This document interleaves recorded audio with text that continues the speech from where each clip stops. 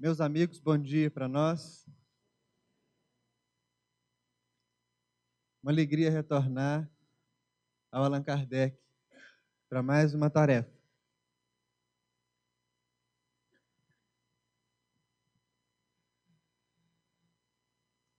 O frontispício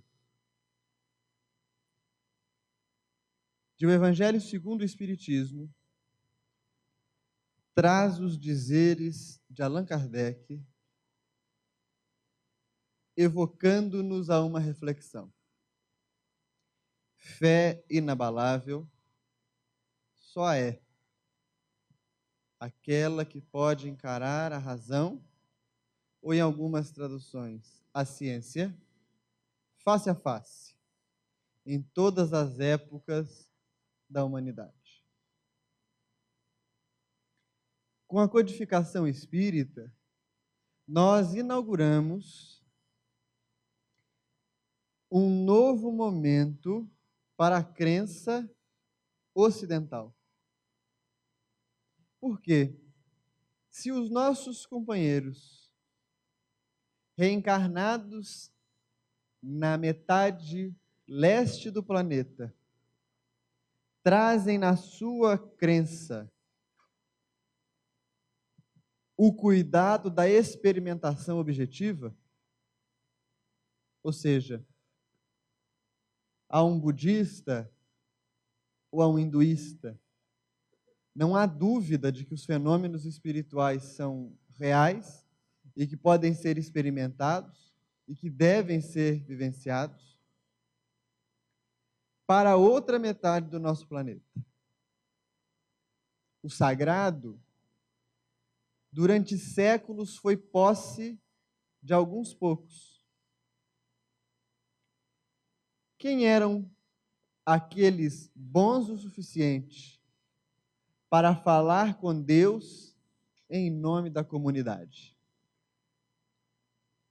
Para quem nós entregávamos as nossas lamentações, as nossas dores, os sofrimentos ou os vazios, em nome de um contato pretendido com Deus, uma vez que alimentamos em nós o complexo da culpa, da inferioridade, o desentendimento das leis do Pai do Céu, que nos levava a achar que sempre a pureza merece ser adorada, porque nós, naturalmente, somos puros, ou melhor, impuros. Essa relação com a fé, então, meus amigos, se constituiu como um grande balcão de comércio. Elegemos um Deus que não representa para nós senão uma parcela pequena do Criador absoluto. E isso nós podemos entender como uma reflexão simples. Deus, para ser Deus, precisa ter todos os seus atributos: infinito, imaterial, soberanamente justo e bom, onisciente, onipresente, onipotente. E uma das atribuições do Criador é ser Ele em si mesmo absoluto. Alguns pensadores definiram Deus dizendo: o Senhor é aquele que é. E é de maneira irrevogável. Se o Pai é absoluto, é infinito, é soberano, e nossa mente ainda é uma mente relativa, ainda é uma mente diminuta, ainda é uma mente subordinada às menores leis da matéria, como pode o infinito ser contido pelo finito? Como nós podemos pegar todo o oceano com uma xícara de café? Essa é a nossa relação com a divindade. E por não compreendermos Deus, a fé se fez palco de troca. E aprendemos a dizer: oh meu Deus, por favor, eu estou precisando de Ti. eu já não tenho mais para onde caminhar e o Senhor precisa me dar uma força. O Senhor precisa me ajudar porque eu tenho que trocar de carro. Pai do céu, nesse final de ano eu estou doando 20 cestas básicas para a tarefa da Casa Espírita. Lembra de mim no ano que vem, porque eu vou fazer um concurso público e preciso passar. Transformamos a relação com Deus numa relação que é, pelo menos, estranha. Por quê? A menor reflexão vai nos levar a compreender que se Deus é o Criador de tudo, Ele não precisa das nossas cestas básicas. Ele não precisa de nada externo a nós. Inclusive, isso abre ainda espaço para outros problemas. Porque se Deus é onisciente e sabe de tudo, torna-se uma dúvida muito atroz entender o que Deus espera de cada um. Porque se Ele já sabe o que irá acontecer, o que Ele espera? Mas esse é assunto para uma outra conversa. Hoje, o que nos cabe identificar é como nossa fé anda prostituída entre as sombras de um mundo material. E a palavra é forte, mas representa exatamente a relação que estabelecemos com o sagrado. Eu presto serviço a Deus, porque Deus irá retribuir para mim. Muitos são os companheiros espíritas que em momentos de crise dizem: eu vou abandonar o trabalho da Casa Espírita, porque eu estou há 20 anos atendendo quem tem menos do que eu, e até hoje eu não ganhei nada. Meus problemas só pioram.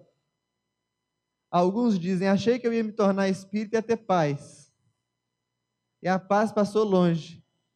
Eu comecei a ver quanta coisa de sombra eu tinha dentro, e não tive mais paz. Prostituímos a relação com o Criador. E enquanto essa relação for assim, o sentimento interno da presença de Deus em nós será um sentimento muito superficial.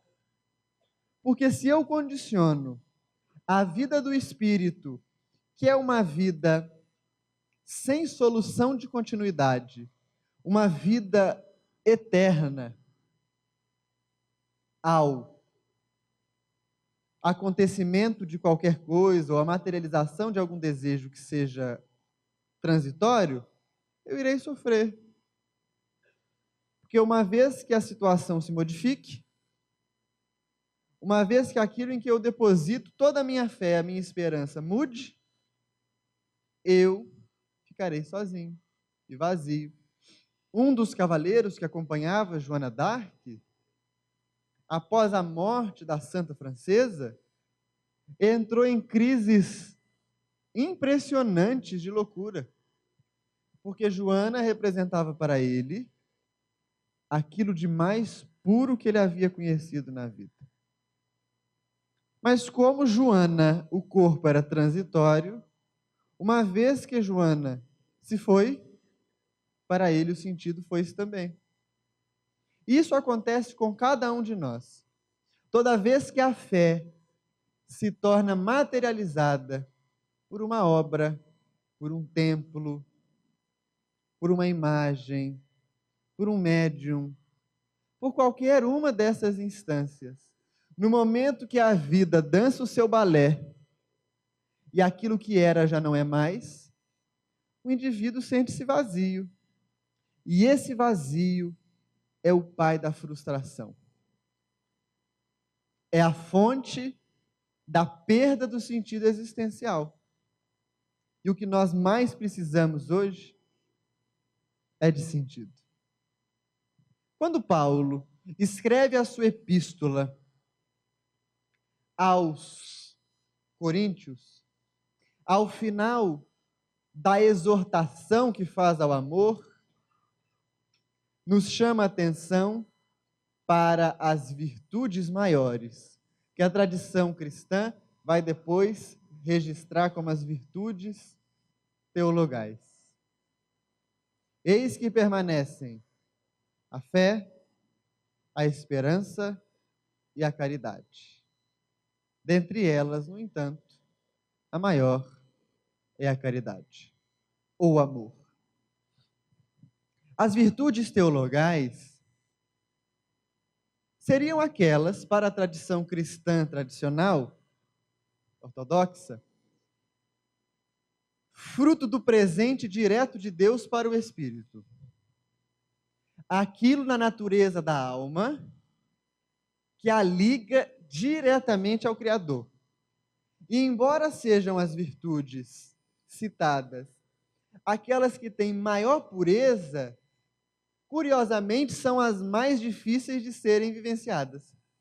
Por isso criamos, para justificar a nossa dificuldade, as virtudes cardinais. E como os pontos cardinais, ou cardeais, vão nos conduzir para as outras. E Paulo é muito categórico. Permanecem a fé, a esperança e a caridade, ou o amor. Entendendo a fé como uma virtude, nós abrimos um vasto campo para reflexões. E vocês irão acompanhar as nossas reflexões. Porque vejam, meus amigos, um pensador grego, antes de Cristo, afirma: a virtude está no meio. E esse pensamento é uma verdade. Não existe muita virtude e pouca virtude. Existe virtude. Alguns vão dizer assim: o indivíduo tem amor próprio. Virtude. Excesso ou falta de amor próprio, vício. Excesso de amor próprio, vaidade. Falta de amor próprio, modéstia. Modéstia nada tem a ver com uma qualidade, porque o indivíduo modesto não tem amor próprio. Nós tínhamos um companheiro em nossa casa que dizia assim, quando era chamado para alguma tarefa: eu não estou preparado. Quem sou eu para fazer isso? Eu ainda tenho que aprender muito. E aí, na falta de trabalhadores, nós insistimos. Lá pela terceira insistência, ele aceitava. E aquilo começou a acontecer sempre. E eu pensei, esse indivíduo está alimentando a vaidade dele, a falta de amor próprio pela modéstia. Então já armei o esquema. Na próxima tarefa eu perguntei: você pode ajudar? Quem sou eu? Eu sou uma alma endividada. Eu falei: muito bem, quem pode? Pedi para outro. Ele entrou em crise. Depois ele me disse: Vinícius, você nem insistiu um pouco mais. Se você tivesse insistido, eu aceitava. Então veja, isso é modéstia. É o ego que espera um pouco de massagem. Quem sou eu? Ah, você é uma pessoa importante, então eu faço. E esse entendimento de vício e virtude, vendo a virtude como o caminho do meio, é importantíssimo para a condução da nossa jornada. Porque alguns gostamos de dizer: ele me ama pouco. Não, ninguém ama pouco. Porque pouco não é amor. Eu amo demais. Cuidado, que amar demais também não é amor.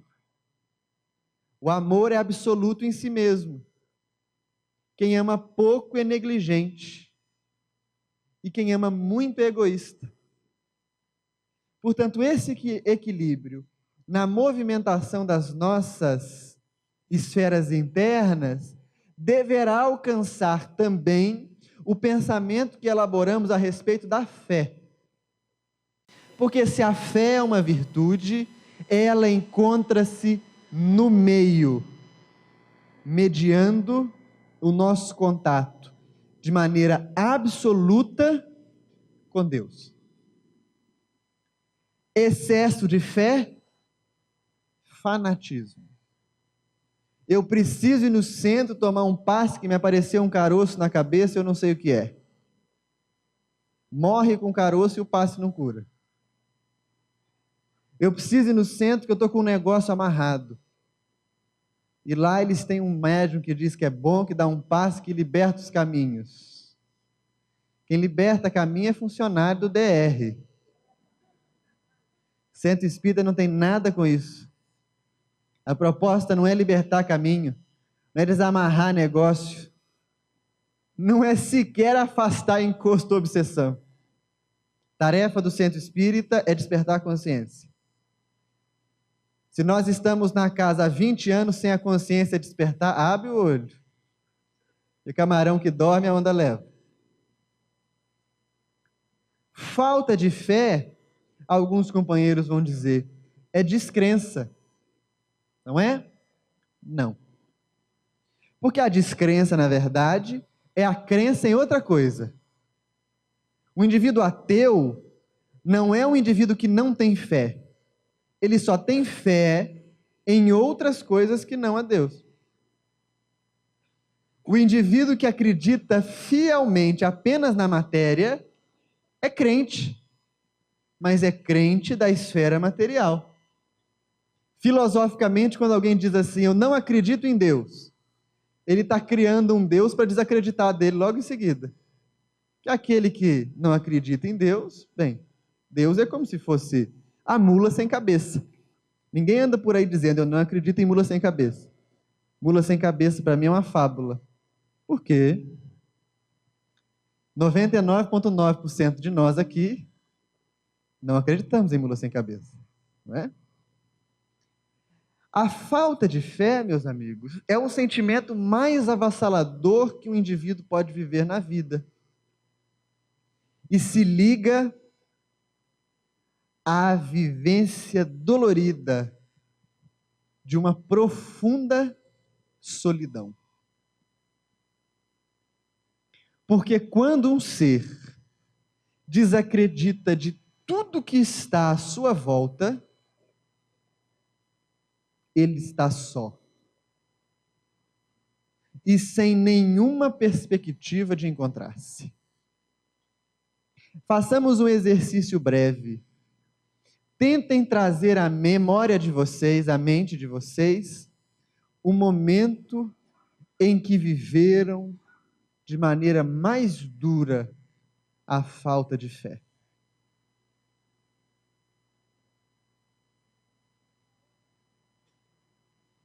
E a solidão é o que irá visitar-nos. A sensação tão cruel de sermos órfãos de quaisquer coisas. É ter fome e o alimento não bastar. Ter sede e a água salgar a garganta. Ter sono e o repouso não refazer. Ter vontade de dialogar e ninguém por perto capaz de entender. Esse sentimento é a dor profunda da falta de fé.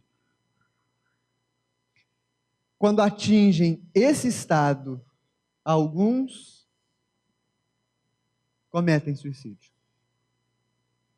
Outros se enveredam pelos caminhos do vício, do excesso.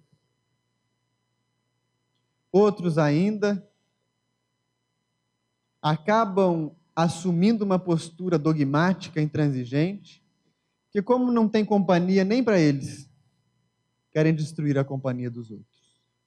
Mas como lidar com essa relação da fé? Como compreender o sentimento que nos une? Questão primeira do Livro dos Espíritos nos ajudará. Que é Deus? Deus, a inteligência suprema, causa primária de todas as coisas. E este item é formidável. Porque se Deus é a causa de todas as coisas, Ele não é a causa de metade delas. Se Deus é a causa de tudo, não existe uma só situação que possa acontecer fora de Deus.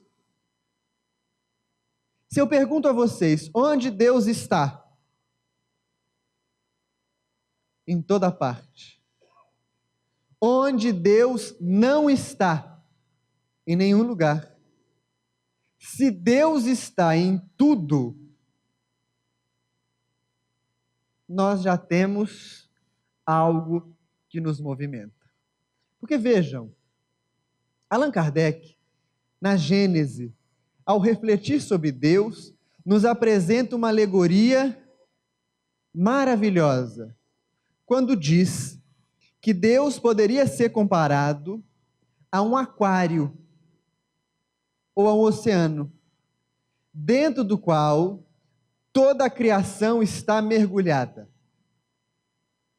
Nós vivemos e nos movemos em Deus. Existe aí a chave da conquista da fé. Porque se Deus está em toda parte, a solidão não pode ser companhia da alma.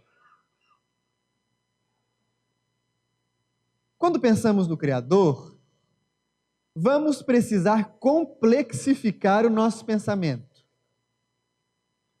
tornar as nossas reflexões um pouco mais graúdas. Mas faremos isso juntos. Existe uma parte de Deus que é transcendente à criação, ou seja, está fora da criação. Uma parte de Deus que só é conhecida por aqueles espíritos puros que amadurecem a tal ponto que se desvinculam completamente dos laços materiais. É o fim da trajetória, ou o começo de outra. É quando a identificação da alma com o Criador é tão grande que ela pode dizer, como Jesus o disse: eu e o Pai somos um. E por que Jesus disse isso?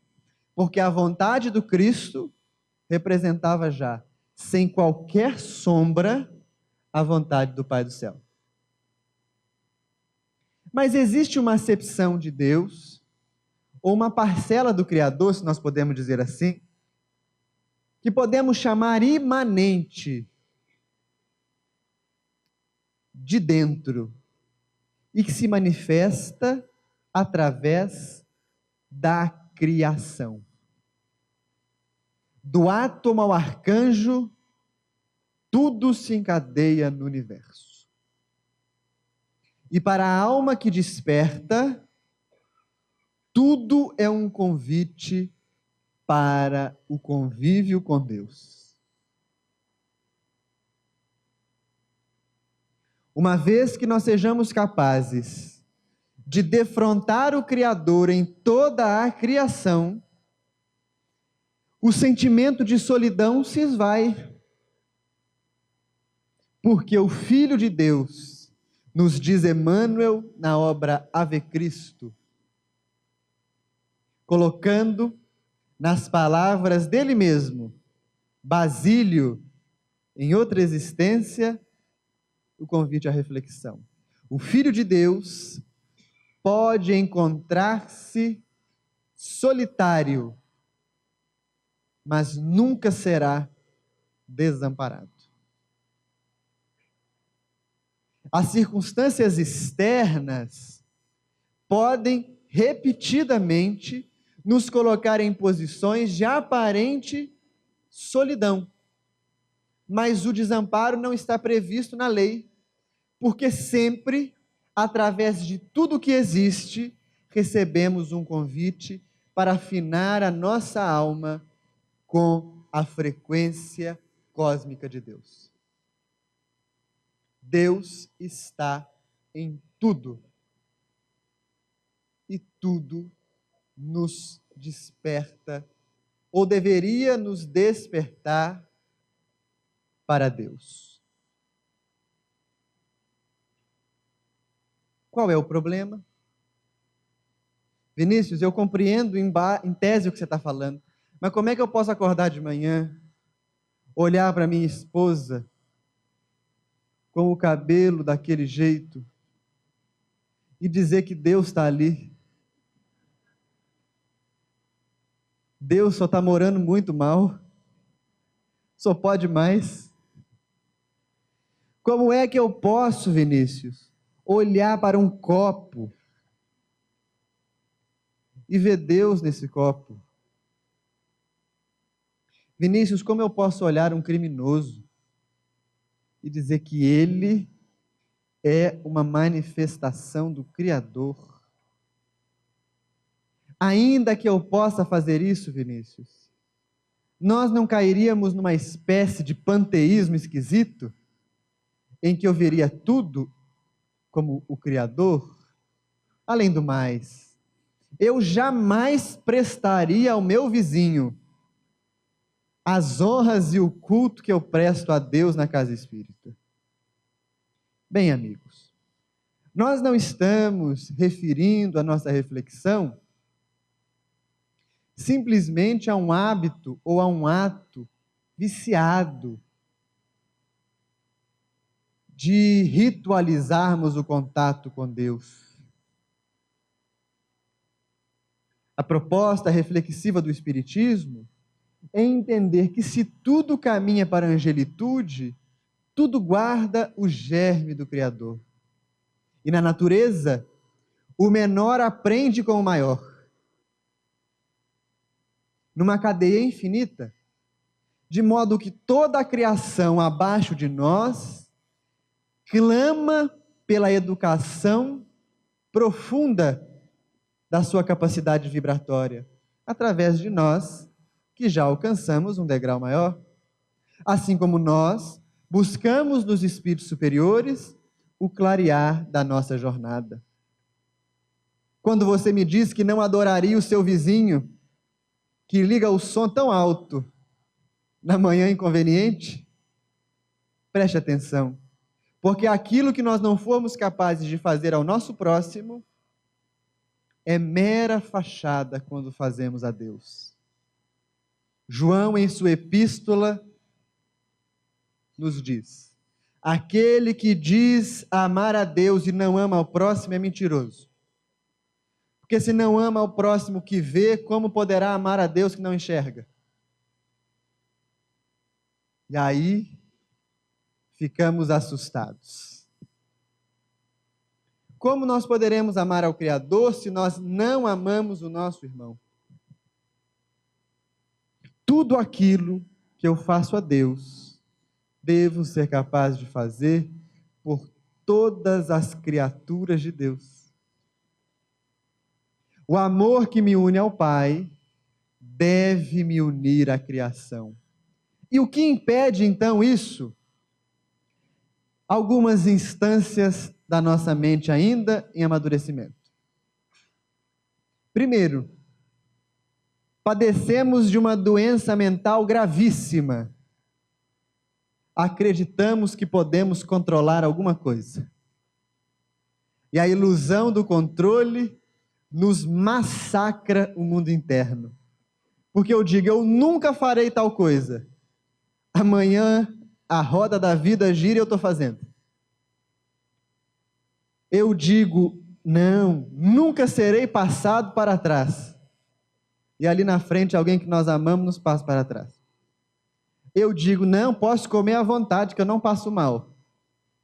Como um pouquinho a mais e o corpo grita. A ilusão do controle faz com que nós não consigamos ver Deus no outro. E por quê? Porque, pelo amor de nosso Senhor Jesus Cristo, como é que eu vou ver Deus nesse copo se eu não estou vendo Deus nem em mim? Se Deus estiver em alguma coisa, está em mim, no outro que não vai estar. A ilusão do controle nos afasta da presença do Pai. Além disso, sofremos outro câncer da alma. Somos indisciplinados em várias esferas da nossa vida. Somos indisciplinados no corpo. O corpo diz, eu quero comer um doce. E a alma fica doida se não comer. O corpo diz, eu quero dormir agora. E a alma fala: sim, meu rei, pode dormir, vai lá, eu vou abanar o senhor. Confundimos quem manda em quem. E a indisciplina do corpo faz com que os nossos olhos estejam sempre vendados para a experiência do Pai maior. Somos também inconsequentes na emoção, porque crescemos ao longo da trajetória evolutiva, aprendendo em vários reinos. No mineral, o princípio aprende a atração atômica ou a repulsão. Um pouco amadurecido, no vegetal, mantém o aprendizado anterior. E agora ensaia as relações rudimentares com o meio à sua volta. Busca o sol e busca os nutrientes na terra. Futuramente nós faremos assim. Buscaremos o contato com o solo terrestre e a luz que vem de Deus. Complexo, o princípio nas esferas animais descobre o instinto. Mantém todas as conquistas, mas agora relaciona-se com a fêmea, com a prole, com o território. Em germen estão se movimentando todas as potências da alma humana. E o homem, quando se levanta, descobre o livre-arbítrio. E o livre-arbítrio deslumbra a nossa jornada, sobretudo quando nós aprendemos a usá-lo para ter apenas prazer. Por que eu vou comer um pedaço? Eu posso comer tudo. Há indivíduos que assaltam a geladeira da própria casa de noite. Gente, que coisa! Como que você assalta uma geladeira que é sua? Você é escondido de quem? De Deus que não é. Percebam, a emoção se viciou em ter apenas prazer. E a alma que descobre a fé vendo Deus no mundo tem que compreender que nem sempre o prazer é o caminho que conduzirá à iluminação. Porque hoje nós não nos lembramos. Eu, Vinícius, não lembro o que fiz há 500 anos. Mas fiz algo. E muitas vezes, a condição de reequilibrar a balança da lei vem agora. E para alinhar o meu pensamento, alinhar as minhas emoções, alinhar as minhas atitudes, nessa vida, somos convidados, sou convidado a viver experiências dolorosas, experiências em que o prazer não está catalogado, para que a alma desperte mais rápido. Mas essa fixação por sermos sempre saciados cria o dualismo do que é bom e do que é mal. E a alma que está iniciando o caminho evolutivo, ela é igual o pêndulo. Ora ela pende porque é bom, ora ela pende porque é mal. Ora ela pende porque é bom, ora ela pende pelo que é mal. O julgamento é duríssimo. Estão sempre preparados para apontar o erro dos outros. Mas à medida que nós caminhamos, é preciso transcender esse limite da emoção perturbada. E vamos descobrir que nem todo bem é bom. E nem todo mal é ruim. Mas tudo se contém num plano maior. É muito interessante o extremo caminho que os orientais fazem. Alguns monges budistas meditam sobre a transitoriedade da vida. E quando desencarnam, desencarnam conscientemente. Nós temos relatos de alguns mestres que dizem assim: reúnem os discípulos e anunciam: no fim dessa noite eu irei desencarnar. Conversam, se alimentam O orientador entra em preces e vai. Assim, natural. Está arriscado nós trabalharmos a vida inteira no centro espírita, conversar com espíritos em reuniões de desobsessão durante décadas, e quando desencarnar, ficar naquele negócio agarrado no corpo. Eu não quero ir, deixa eu ficar. Dá mais um pouquinho só, eu não estou preparado. Nós servimos a Deus transitoriamente nesse corpo. E todo apego faz com que nós não possamos compreender o Pai do céu. Porque Deus hoje vai nos mandar para cá. Nós vamos seguir o caminho que o Pai nos convida a trilhar. Amanhã o Criador vai nos levar para outro lado. E nós teremos de servi-lo onde estivermos. Pensem, amigos, sobre o nosso sectarismo, sobre os nossos excessos, sobre as nossas durezas. Porque se amanhã somos transferidos para uma região do interior do Acre, ou no meio da floresta amazônica, onde não existem centros espíritas, será que nós deixaremos de servir a Deus? Uma vez perguntaram a mim: Vinícius, você conhece algum caso de algum espírita que reencarnou em outra religião? Que eu acho um absurdo pensar que um espírita pode reencarnar em outra religião. Vejam, gente, apego da emoção. Eu disse: não conheço, mas eu devo ser o primeiro, então. E quando eu desencarnar, eu quero que o Pai me mande para qualquer outro lugar. Mas você não gosta do espiritismo? Amo. Mas por que você não quer nascer espírita? Porque o que nós aprendemos dentro de um templo espírita deve ser divulgado dentro de outras escolas religiosas. E se eu não consigo ver Deus na presença de um confrade de outra crença, como eu verei Deus dentro de mim? Se eu ainda luto pela primazia do trabalho que faço, como poderei ver Deus no trabalho do outro? Mas talvez o maior veneno da nossa alma seja mais uma ilusão. A ilusão de que somos naturalmente melhores do que aqueles outros que caminham conosco. Fulaninho é muito bom, mas eu sei de umas histórias dele que é bom nem contar. É o orgulho que separa a alma das outras, que põe panos quentes sobre a sua própria sombra, querendo projetar a sombra do outro, porque o vagalume só brilha quando é noite alta. Como poderemos ver Deus, então, nas estruturas da vida e fortalecer a nossa fé?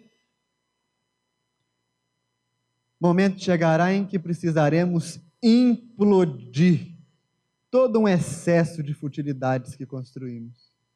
E no silêncio da prece, no silêncio do recolhimento, porque nos afirma Leon Denis, Deus fala no silêncio, e fala mesmo.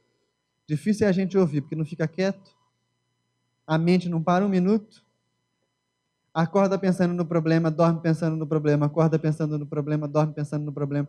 Quando a gente não tem problema, a gente é tão caridoso que pensa no problema do outro, né? Dando palpite que nunca foi nos pedido. Então Deus fala no silêncio. E é no silêncio das nossas reflexões meditativas que alcançaremos a presença do Pai em nós. Porque se nele vivemos e nele nos movimentamos, precisamos trazer Deus para nós. Precisamos estabelecer uma relação direta com o Senhor da vida.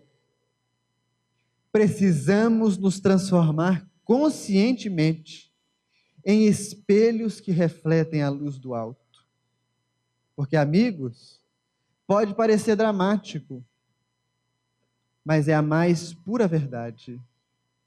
Somos feitos à imagem e à semelhança do Criador. Mas para quantas pessoas, ao longo do nosso dia, somos uma lembrança de Deus?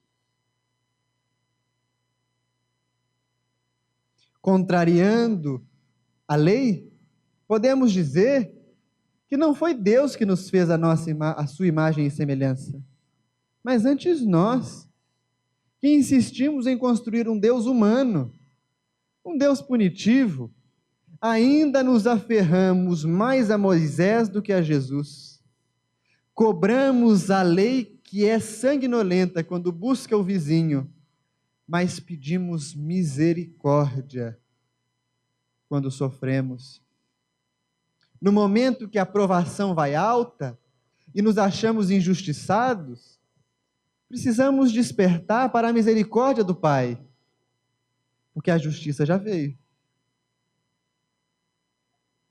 O jugo com que julgamos os outros é o peso do jugo com o qual seremos julgados. É o hálito psíquico que construiremos em torno de nós. É o campo de ação invisível no qual se movimentará os nossos desejos, se movimentará os nossos impulsos, se movimentará as nossas atitudes. Assim, meus amigos, somos nós caminhando para romper com esses excessos externos. Quando foi a última vez que sentimos Deus em nós? Quando fomos capazes de silenciar? De que Deus testemunhamos quando vimos a tarefa espírita? Testemunhamos de um Deus duro, acusador? Ou testemunhamos de um Deus misericordioso?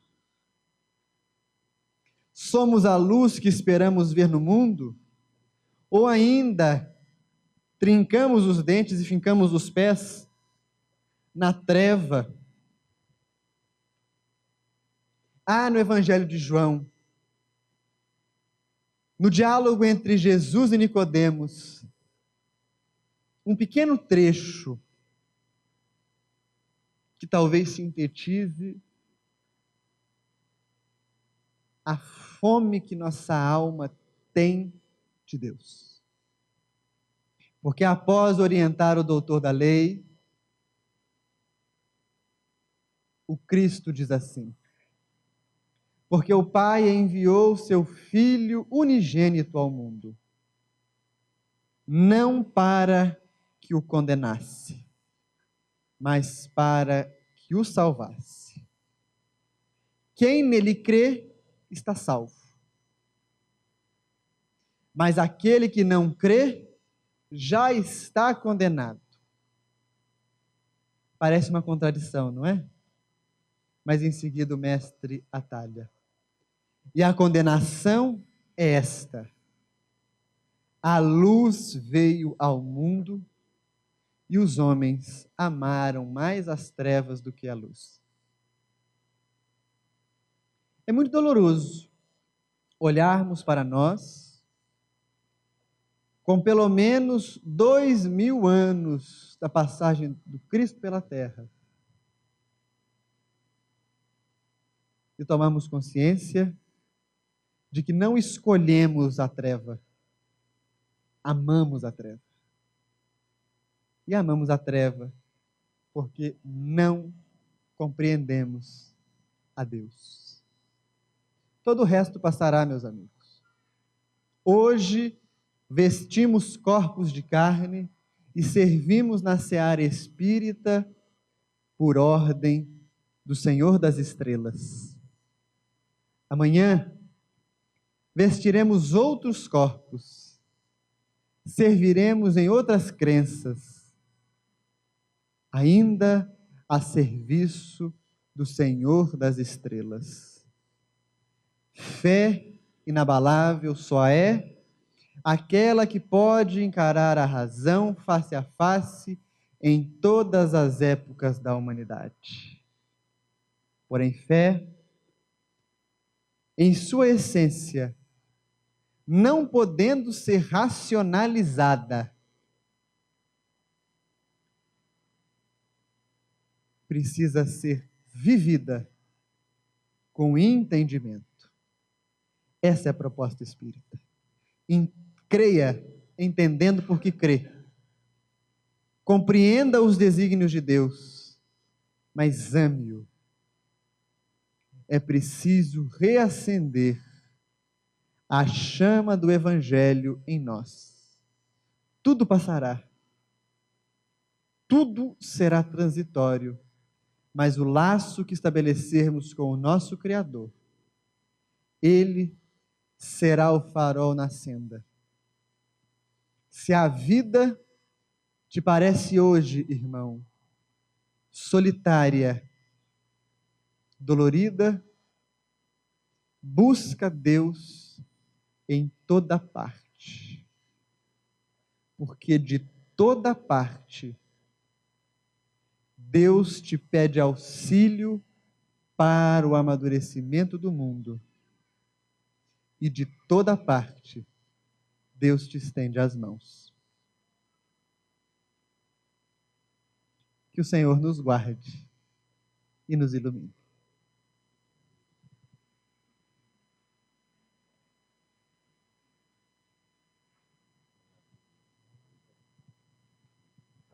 Nós gostaríamos aqui de público de te agradecer, viu, Vinícius? Muito obrigado pelas palavras, pelo despertamento da nossa consciência. Que nós possamos agora nos mantermos tranquilos, calmos, em silêncio, que a espiritualidade trabalha no ambiente. Vamos ao passe e os que puderem, voltem ao salão para que a gente possa fazer a prece final e aí sim encerrar os nossos trabalhos desta manhã de domingo. Muita paz a todos.